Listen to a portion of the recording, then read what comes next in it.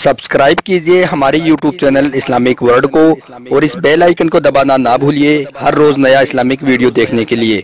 शुक्रिया। दोस्तों, जैसा कि आप सब जानते हो कि तकरीबन 2 साल से भी ज़्यादा का वक्त हो चुका है, इजराइल किस तरह से फिलिस्तीन के बेकसूर मुसलमानों को सता रहा है, किस तरह से इनके मासूम बच्चों को मारा जा रहा है, इन्हें शहीद किया जा रहा है। अब जहां पर इस जुल्म को देखकर पूरी दुनिया के मुसलमान खामोश हैं, वहीं पर इस दुनिया में एक ऐसा ही देश है जो खुलकर फिलिस्तीन का साथ दे रहा है और आज इजराइल के साथ में जंग भी कर रहा है। ईरान के सुप्रीम लीडर आयतुल्लाह खुमैनी साहब दुनिया में एक ऐसे वाहिद लीडर हैं जिन्होंने दुनिया वालों को यह बता दिया कि अली वाला जो होता है उसे किसी का भी खौफ नहीं होता है। यही वजह है कि आज ईरान की फौज ने इजराइल को घुटने टेकने पर मजबूर कर दिया है। मगर अब सवाल ये उठता है कि क्या ईरान की फौज वाकई में खुरासान का लश्कर है?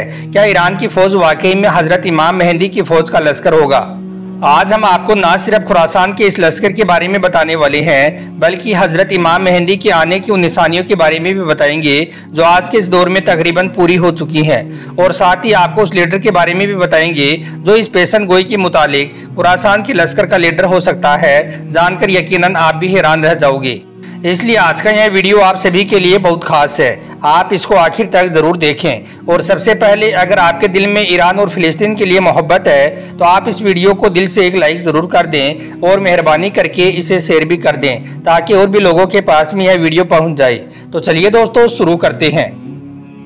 दोस्तों, जैसा कि आप सभी को मालूम होगा कि क़यामत के करीब खुरासान से एक लश्कर निकलेगा जो हज़रत इमाम मेहंदी की हुकूमत कायम करने में मदद करेगा। इस बारे में हमें बहुत सारी हदीसें पाक मिलती हैं, लेकिन अब सवाल ये उठता है कि क्या यह लश्कर इस वक्त भी मौजूद है, और अगर है तो इस फौज का सरदार कौन है, यानी कि इसका लीडर कौन है? क्या हम इस पेशन गोई के बिल्कुल करीब पहुँच चुके हैं? क्योंकि यह वो पेशन गोई है जिसके बारे में हम सदियों से हमारे बुजुर्गों और उलमाए किराम से सुनते आ रही हैं, लेकिन आज के दौर में हमें यह पेशन गोई बिल्कुल हकीकत में बदलती हुई नजर आ रही है। दोस्तों, हदीसे पाक में है कि क़यामत के करीब खुरासान से एक लश्कर निकलेगा जो हक का परचम बुलंद करेगा और हजरत इमाम मेहंदी की मदद करेगा ताकि इस दुनिया में अदलो इंसाफ कायम किया जा सके। इस लश्कर के बारे में जिक्र आया है कि इसे कोई भी ना रोक सकेगा और यह लश्कर बैतुल मुक़द्दस में पहुंच जाएगा और वहां पर जाकर हक का झंडा गाड़ देगा। लेकिन अब सवाल ये पैदा होता है कि यह खुरासान कहाँ पर है, क्योंकि सदियों से इसे लेकर अलग अलग तरह की राय पेश की जाती रही हैं। बाज़ लोगों का यह कहना है कि खुरासान मौजूदा अफगानिस्तान का कुछ हिस्सा है, जबकि कुछ लोग इसे पाकिस्तान से भी जोड़ देते हैं। लेकिन आज के दौर में जैसे जैसे पूरी दुनिया के हालात बदलते जा रही हैं, यह निशानियाँ और भी ज़्यादा साफ होती जा रही हैं। अब अगर हम बात करें खुरासान की पेशन गोई की, तो इसको लेकर बहुत सारे लोग इशारा कर रहे हैं ईरान की तरफ, क्योंकि जैसा आप सभी जानते हो कि ईरान ही वो देश है जिसने सिसकते हुए फिलिस्तीनियों के लिए, लेबनान के मजलूम लोगों के लिए मजबूत कदम उठाया है और आज इनके लिए इजराइल से जंग भी कर रहा है। दोस्तों, आपको मालूम होगा कि फिलिस्तीन के मजलूम मुसलमानों पर यहूदी और नसरानी किस तरह से जुल्म ढा रही हैं, किस तरह से इनके मासूम बच्चों को मारा जा रहा है। बस यही वो जंग है जो हमें बहुत सारी निशानियां दिखा रही हैं जो कि इन पुरानी पेशन गोइयों से मिलती जुलती हैं। लेकिन अब सवाल ये उठता है कि आज के ज़माने में दुनिया का वो कौन सा मुल्क है, वो कौन सा देश है जो इन यहूदियों और नसरानियों के सामने मजबूत कदम के साथ में खड़ा है और इन मजलूम मुसलमानों की हिमायत कर रहा है, इनके लिए लड़ रहा है। अगर हम मौजूदा हालात को देखें तो आप सबको मालूम होगा कि वो ईरान ही है जो इन मजलूमों के लिए इजराइल से लड़ रहा है। इस दुनिया में ईरान ही वो इकलौता देश है जो फिलिस्तीन के मजलूम मुसलमानों को दिल से सपोर्ट कर रहा है और इन यहूदियों के खिलाफ खुल्लम खुल्ला बगावत का ऐलान कर चुका है। तो आज ईरान और इजराइल की इस जंग को देखते हुए यह बात साफ हो जाती है कि शायद यही वो लश्कर है जिसका जिक्र हदीसे पाक में कई जगह पर किया गया है, और वो लश्कर इसी मुल्क यानी कि ईरान से निकलने वाला है। और साथ ही हमें यह निशानियां यह भी बताती हैं कि शायद आज हम उस वक्त के बहुत ज़्यादा करीब पहुँच चुके हैं जिसका हमसे वादा किया गया है। इसके अलावा दोस्तों, रिवायतों में यह भी मिलता है कि जो खुरासान का लश्कर होगा उसका जो लीडर होगा वो एक ऐसा शख्स होगा जिसके जिस्म में एक नुमाया कमी होगी, उसके हाथ में कोई नुस्ख होगा जो उसे आम लोगों से अलग कर देगा। और इस तरह से देखा जाए तो यह एक ऐसी साफ निशानी है जो हमें उस लीडर की पहचान कराती है।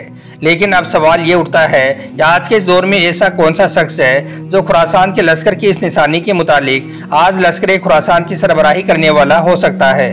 दोस्तों, इस हवाले से जब हम मौजूदा हालात पर नज़र डालते हैं और बड़ा गौर व फिक्र करते हैं तो हमें ईरान के supreme leader Syed Ayatollah Khomeini ही नज़र आते हैं, क्योंकि अगर हम इनकी जिस्मानी हालत का जायजा लें तो हमें यह बात मालूम चलती है कि इनका जो दायां हाथ है वो मुकम्मल तौर पर काम नहीं करता है, और यही वो निशानी है जिसके बारे में रिवायतों में बताया गया है जो इस निशानी से मेल खाती हैं, और यह निशानी ईरान के सुप्रीम लीडर आयतुल्लाह खुमैनी में साफ तौर पर नज़र आती है।